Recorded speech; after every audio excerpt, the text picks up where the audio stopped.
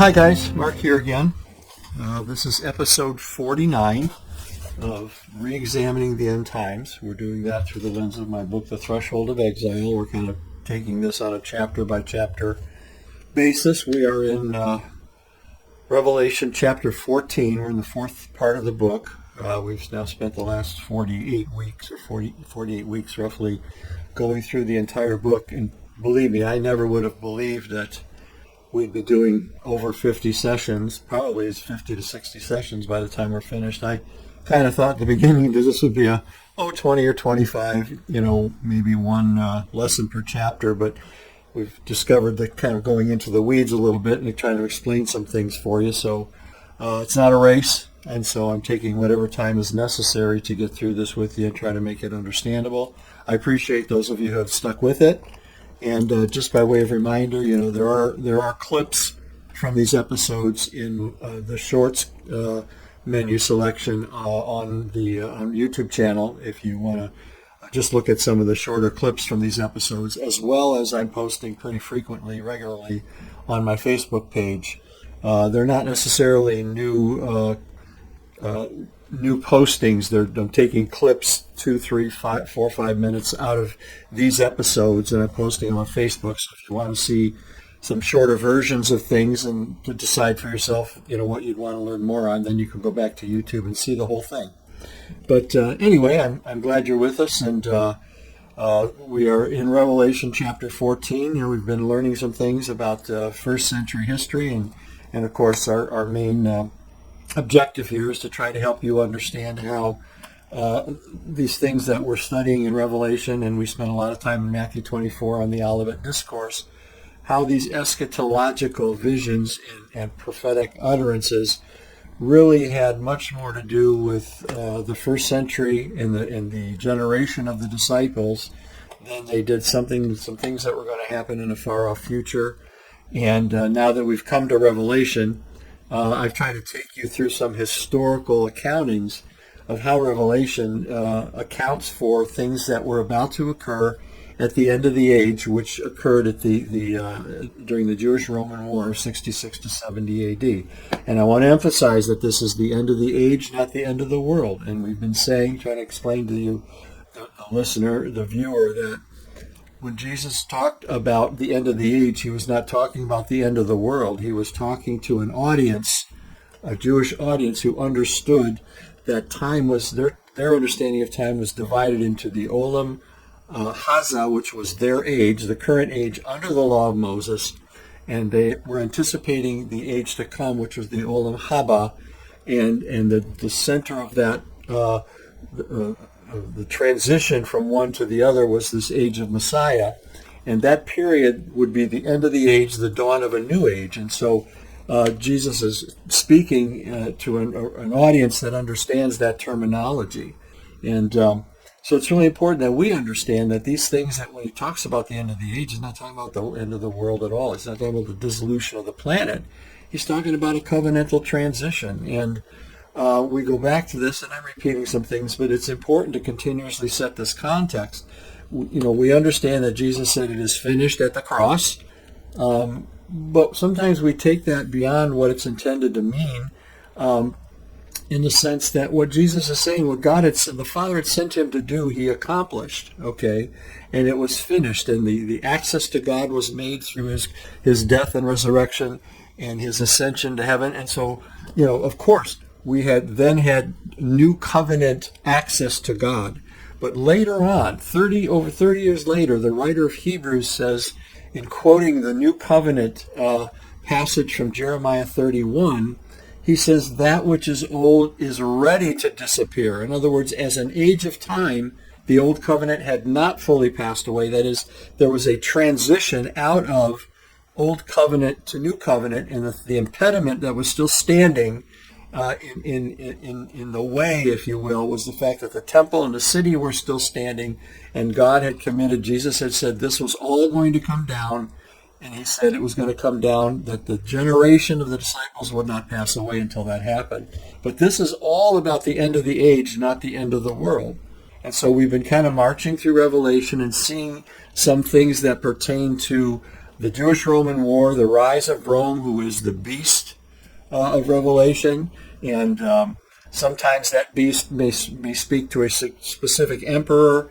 Other times it speaks of the empire as a whole, and we're trying to get some images of some things that happened here relating to both the war, the march of Rome, the invasion of Rome, and then from the heavenly standpoint, the events, the critical events that had to do with the transition into the new age. And so we're kind of seeing that now as we come to Revelation chapter 14, because we've been looking at, first we saw, of course, the 144,000, and we're going to look at the two harvests that are in Revelation 14. But in Revelation 14, 1 through, it comes down to about 13, three of the first of the five angels speak. And but the vision opens with this 144,000 who are now standing on Mount Zion, and they're standing there with the Lamb, and we get a description of them as being chaste and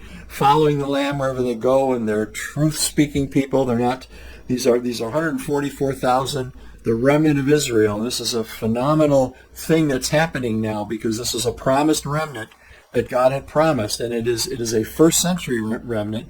And remember, back in chapter 7 of Revelation, we saw the same group of people. They were all listed from every tribe. But it said that in Revelation 7, it says that the great angels were holding back the winds of adversity until this remnant was sealed. Okay.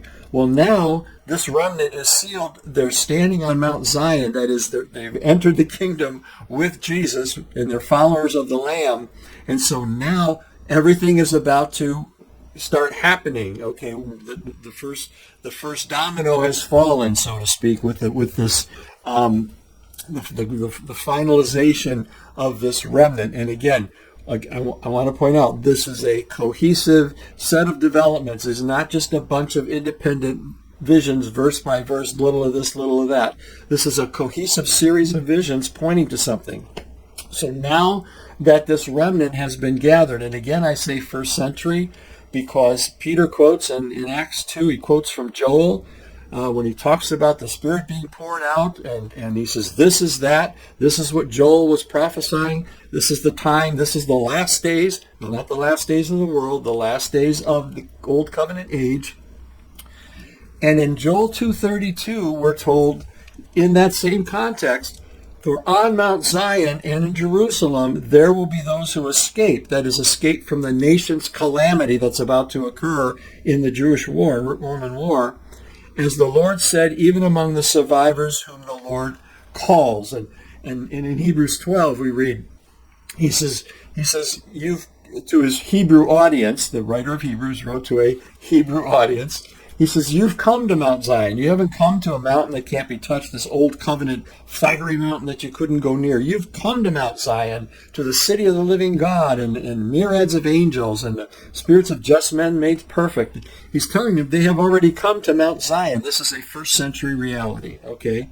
And so this first century remnant is now sealed, and this is a great event in the redemptive story. It is so great that heaven provides musical accompaniment as this long-anticipated remnant of Israel, who's purchased from the land, not the earth, not the planet, purchased from the land, worship before God. And we might say earth there. I don't think either way. It's the Jews that have been purchased out of from their Judaistic culture, and they've been brought into the kingdom. And with this remnant now being sealed, the last major act of the old covenant age, you might say, the final redemptive act, something begins to happen. Angels begin to appear one after another, 5 in total, and they bring announcements of certain developments that are now going to take place now that this remnant has been gathered, and all that was promised is now done and ready for the old age to collapse and the new age to come into fruition. And the first angel says, we see that he's seen in the mid-heaven, and he's announcing the Ionian gospel, the eternal gospel. the gospel itself is eternal. There's nothing particular in that meaning. The meaning here is the gospel pertaining to the age. Excuse me. The gospel pertaining to the age. Which age? The age to come. Now that this remnant is gathered, now that that final redemptive act has occurred in the redemptive plan of God, now we have this gospel of the age. It's now being proclaimed. I have suggested that I think that's just the gospel of the kingdom being preached by the apostles throughout the civilized world. Okay, it's been preached. The kingdom is coming. Jesus said that the gospel of the kingdom would be preached throughout all the world, and then the end would come. And we learn in Colossians that Paul tells us, Colossians 1, that the gospel had gone out into all the world. And so it's the gospel of the kingdom. The kingdom era is now arriving, okay, in this message. Okay, he's announcing that this is now happening. The second thing, immediately another angel follows and declares that Babylon is fallen. Now, I have suggested, and we'll go into this more detail in Revelation 18, that this Babylon is the old Jerusalem, the city of Jerusalem. You will see in chapter 18, you're going to see parallels between both Ezekiel and Revelation that demonstrate that this Babylon that the angel speaks of is actually Old Testament Jerusalem. And again, we'll go into that a little bit more, give more understanding. But it's important because now we're seeing that this Babylon, now that all this has happened, now that the age is ending, this Babylon, Old Jerusalem, and all it stands for is fallen. It no longer has its place in the economy of God. It is no longer a privileged city. The land is no longer a covenantal domain. All of this pertaining to the Jerusalem's hegemony over the land, or power or control over the land, this is all now fallen. Now that first mention of it's fallen means it's fallen from its place. Okay, just as Jeremiah mentioned in Jeremiah 1, or in Lamentations 1, he says, Lord, you have cast the glory of Israel from heaven to earth. So Israel's glory now has fallen from heaven to earth. And then in 18, we're going to see the actual destruction of the city and the temple. And then we go into the third angel speaking. And the third angel tells us that anyone who is worshiping, aligning themselves with the beast, which is Rome, will suffer torment. They will not rest. Day and night they'll have this torment in the Lamb's presence. And there'll be this fire and judgment coming. Now, I suggested to you that this is not eternal torment in hell. And the reason being is there were numerous allusions to the Old Testament. The unquenchable fire, for example, is an allusion both in Matthew 3 when John the Baptist uses it about the chaff being burned with unquenchable fire, and this whole threshing floor imagery harkens back to Jeremiah, who informed us that Jerusalem would be destroyed by Nebuchadnezzar with unquenchable fire. That is, Babylon may think they started it, but God actually started it, and nobody could put it out until it finished its job. Obviously, Jerusalem wasn't burning the whole time over the next 600 years. The unquenchable fire is a fire that only God can put out when it has done its job, when it has completed its executed its purpose. Okay, and he talked about this fiery judgment in the Lamb's presence. Talks about torment. The torment we saw in Revelation 18, that as the city was burning, the city of Jerusalem was burning, and there was torment. There was torment inside the city. They were tormented. We learned back in earlier chapters of Revelation that there was torment of those inside the city as the city was plagued and sieged for 5 months, and the zealots had burned all the storehouses for food. So people were starving. They were dying of thirst. They were being there was pestilence in the city. There were zealots murdering anyone who did not align with their plans to defeat Rome. And so this was a time of utter torment. And the whole point is these things pertain to the fall of the city, the burning, the torment, and the smoke coming up, as seen in Old Testament passage like Sodom and Gomorrah, or like even The smoke from Noah's offering after the flood was a soothing aroma.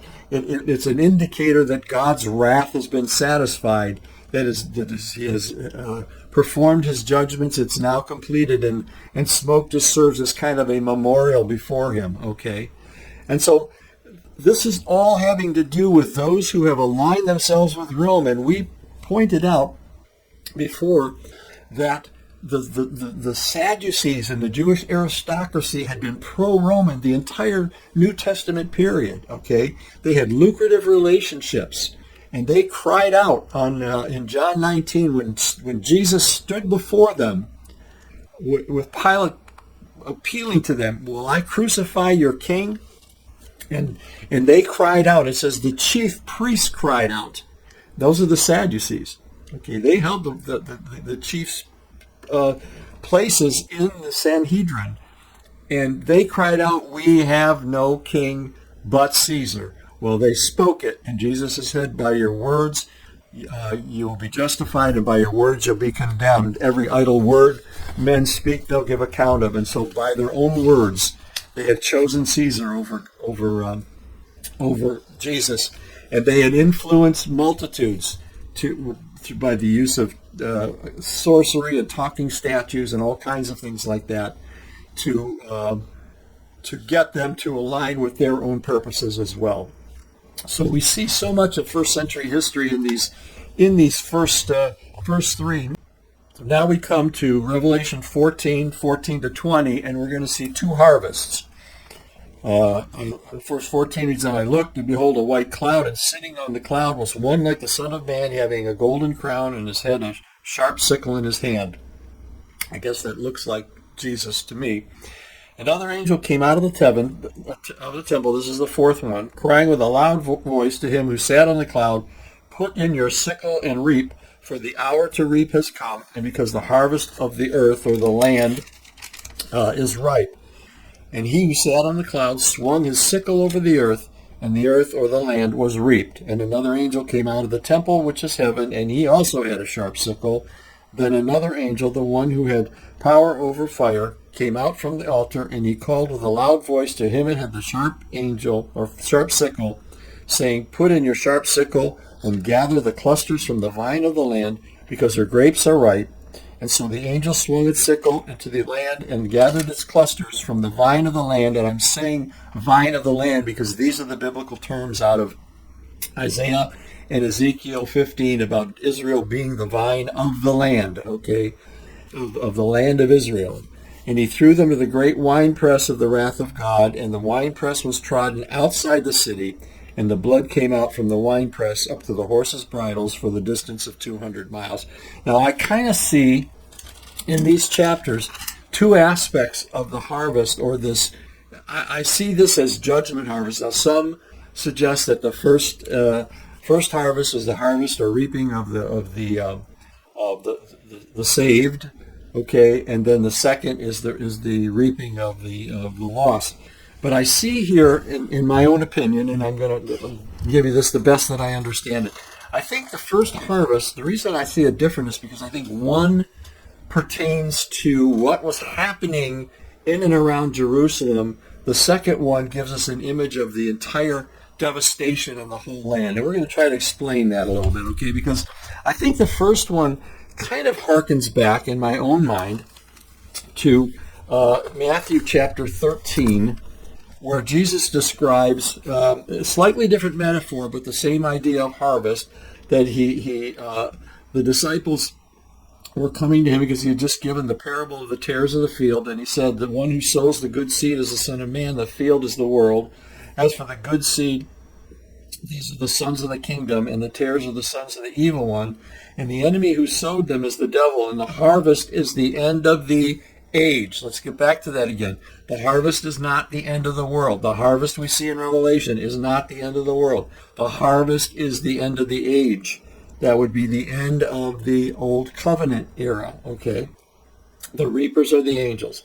So just as the tares are gathered up and burned with fire, so shall it be at the end of the age. The Son of Man will send forth his angels. Now we see this angel activity going on in the form of the sickle, okay, if you will, if you want to call it a sickle, but these are the reaping function. The angels are the sickle in God's hands, you might say.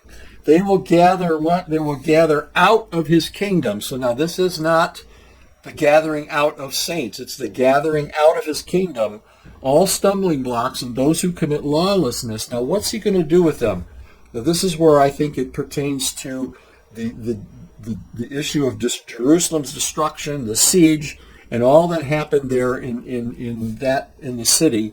He will throw them into the furnace of fire, and in that place there will be weeping and gnashing of teeth. Now, let's get something kind of straight here. The furnace of fire and the weeping of gnashing of teeth is not hell. All right? Let's make sure we get that straight. That is not hell. Biblically, it is not hell. Okay? It's a striking image of the Jews being gathered to Jerusalem for the great feast of Passover in 70 AD. Now, the siege would bring unspeakable pain and anguish, weeping, gnashing of teeth. There was going to be all this going on in there. The zealots were brutal overlords in the city. The other aspect of this is that the historical reference to the furnace actually refers to Jerusalem. The Lord's fire, Isaiah 31:9. The Lord's fire is in Zion, and his furnace is in Jerusalem. Ezekiel, prophesying regarding 586 BC in the Babylonian invasion, okay? In Ezekiel 22:19-22, you have become waste metal, therefore I'm going to gather you into the midst of Jerusalem. He's talking to his own people. I will gather you into the midst of Jerusalem. As silver is melted in the furnace, so you'll be melted in the midst of Jerusalem, in the midst of it. And you will know that I, the Lord, have poured out my wrath on you. And so we have this allusion to a furnace, and there is great weeping, there is great misery, there is great torment, there is fire. The city, the temple is all burned during the siege, both in 586 BC as well as 70 AD when the Romans destroyed. It's horrible misery upon the people, okay? And so what's happening here, both in Ezekiel's imagery and the imagery of Jesus' parable, there's a gathering, okay? There's a gathering there in this harvest where the wicked are being gathered out, not the righteous. The wicked are being gathered out. Now, this is interesting. From historically, Josephus, the first century Jewish historian, writes that those who perished during the siege were 1,100,000. Of these, the greater part were indeed of the same nation, but did not live in the city itself, for they had come up from throughout the country to the feast of unleavened bread and were suddenly shut up by an army. So this gathering into Jerusalem, one aspect of it, when there was a suspension of the war when Nero died, and you had a year or year and a half where the war was suspended, and the Jews went back to Jerusalem thinking it was safe to go and celebrate the Passover, and just 1 million of them gathered in the city for that festival. Well, what happens during in that period? 2 or 3 days after, or right before the Passover itself, Vespasian commissioned his son Titus, commissions his son General Titus to go and prosecute the war, to destroy Jerusalem, and everything was shut up. And for 5 months they tormented, and finally the city was burned, the temple was burned. It was a furnace. Okay. This is the imagery that Jesus is talking about in this being gathered in. And another dimension of that also is that more of the Jews being pushed in toward the city. This is noted by Kate Lones, who talks about how the Roman army drove the zealots to retreat in Jerusalem. It says, Nero sent General Vespasian to meet the Jewish forces. This is, of course, prior to his becoming emperor. An endeavor that pushed the majority of Jewish rebels into Jerusalem by the time Vespasian was proclaimed emperor. And so this entire scene is that Jewish leaders, their forces, and finally a multitude of Jews were gathered in, both voluntarily and involuntarily, into Jerusalem during the suspension of the war for the Passover in 70 A.D. And here they are all gathered in this furnace. And in 70 A.D., it's sealed up. No one can escape. And the Romans siege it. They starve them out. They ultimately break through the barriers of the city and burn it down, killing thousands and thousands and thousands. Now, the fifth angel gives us a different perspective now. There's another harvest. And this second harvest that we see is as the nations being gathered into the furnace. We are provided also with a vision of the Romans marching through the land, bringing death and destruction over its entire length and breadth. The reaping of the clusters of the vine of the land, and as we have previously seen, this is the nation of Israel. In that image, the vine of the land comes right out of Isaiah 5, the Song of the Vineyard.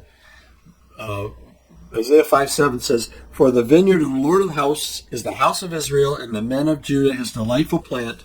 He looked for justice, but behold bloodshed, for righteousness, but behold a cry of distress." This is God's displeasure with the vine of the land, okay, the vine of his covenant domain. So the angel swings his sickle over the land, throwing his harvest into the winepress of God's wrath. And it says, "So the angel swung his sickle to the land and gathered the clusters from the vine of the land and threw them into the great winepress of the wrath of God. And the winepress was trodden outside the city." Now notice there's a distinction made from the previous harvest. Okay, the first one kind of alluded back to Matthew that they would be gathered into the furnace, which was Jerusalem. But this second harvest, the second sickle, if you will, is trodden outside the city, and the blood came out of the winepress up to the horses' bridles for a distance of 200 miles. The Greek is 1,600 stadia. The New Testament, the New American Standard says 200 miles, which is roughly what. And what interesting here is that it expanded beyond the city to the entire land. The winepress is trampled outside the city. I think this is an image of the Roman forces wreaking devastations upon the cities of the entire land. Bloodshed is everywhere throughout the whole land of Israel. And there's this kind of up to the horses' bridles, splashing up on the horses' bridles. The reference is interesting because it alludes to the death of Jezebel, the evil queen who sought to kill Elijah. In 2 Kings 9:33, it says, he said, "Throw her down." So they threw her down, and some of her blood was sprinkled on the wall and on the horses, and he trampled her underfoot. So this Jezebel is actually mentioned also in Revelation 2 as what I believe is a Jewish false prophetess who had been given time to repent but would not. And she's now to be thrown into great tribulation. Okay, so there's an imagery here of Jerusalem has now become this Jezebel. As a Babylon is an image of her, she's also now an image of Jezebel, and who is one who wants to murder the righteous. Jesus said that there would be that the fallen nation would persecute and murder those sent to her. In Matthew 23, he said that. Okay. And this reference to being trampled is, again, another interesting reference, because in Luke 21:24, Jesus said that Jerusalem will be trampled under by the Gentiles until the time of Gentiles is fulfilled. And so this whole idea, this prophecy is there's this trampling going on, and it's going on the full length of the land of Israel, covering the whole territory of the land of Israel, and there is bloodshed. And one only needs to read the accounts of Josephus, and he talks about the bloodshed and lakes and rivers filled with blood and dead bodies. And again, I realize this is all pretty gruesome, you guys. I'm not intentionally being provocative about it, but you have to understand the extent of the destruction and devastation that happened in that war upon Jerusalem, okay? And so we see 2 Kings employing both images of her being trampled and the blood on the horses, which is precisely what we see in Revelation 14 and in Luke 21 regarding Israel and the city of Jerusalem. I think these allusions have first century Israel and Jerusalem in view. And this bloodshed extends, over 1,600 stadia, or about 100 to 185 miles, which is the approximate north to south length of the land of Israel. Our summary of Revelation 14 looks something like this. It is, and as I have repeatedly said, it is a cohesive set of developments in the plan and purpose of God. This is not just a random group of visions that have no relationship to one another. This gathering of the first century remnant is completed in 14:1-5. There are Jews who joined themselves to Christ. They are the Jews that joined themselves to Christ and inherited the kingdom prior to the fall of Jerusalem, which he said is Babylon of Revelation. In 6 and 7, there's an announcement that the good news of the age to come is being spread.